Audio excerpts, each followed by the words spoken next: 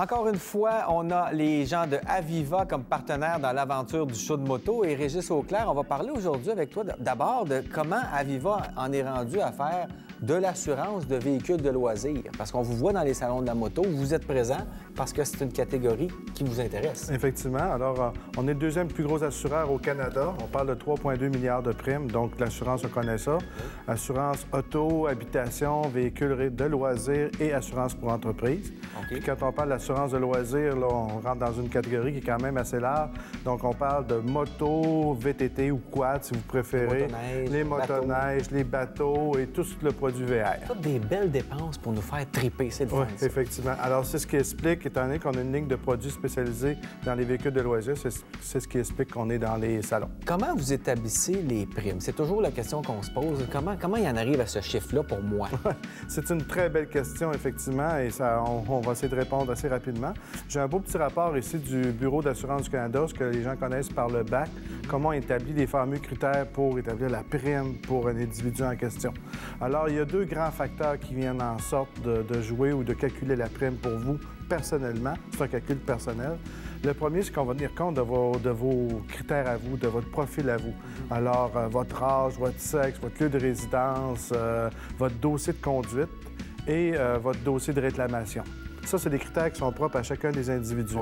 Après ça, on va s'adresser aux critères qui ont lieu à la moto que vous allez conduire. Alors, si c'est une moto de route, un custom, si c'est une moto sport, ça va influencer comme tel. Après ça, on va tenir compte du kilométrage que vous faites à chaque année.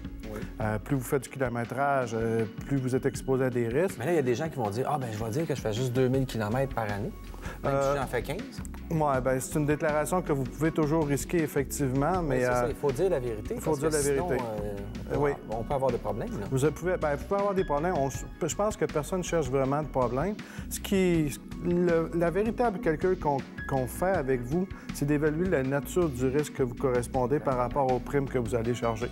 Je vais vous donner deux exemples. Si vous parcourez 20 000 km par année et moi, j'en parcours 5 000 km, selon vous, lequel des deux devrait être exposé à un plus grand risque? Bien là, je t'ai pas vu conduire, là, mais... Non, c'est bien mieux comme ça. Bien, c'est sûr que plus on en fait, plus il y a de risques, là, c'est clair. Plus il y a de risques, effectivement. Alors, je vais vous poser une deuxième question. La réponse va être encore très facile. Tout le monde connaît les gens autour de soi, savent de quelle façon ils se comportent lorsqu'ils conduisent leur motocyclette.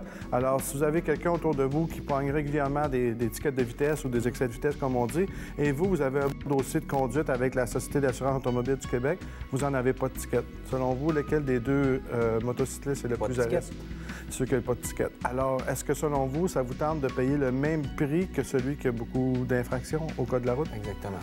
Alors, c'est une question d'exposer au risque, tout simplement. Et d'équité pour tout le monde. Et d'équité pour tout le monde. Donc, vous voulez avoir la vraie prime qui correspond à votre risque. Et meilleur est votre dossier, meilleure sera votre prime et inversement. C'est comme ça. Encore une fois, l'importance de rouler sécuritairement. Sécuritairement et toujours prudemment. Voilà. Merci, mais moi, j'ai un très, très bon dossier. Là.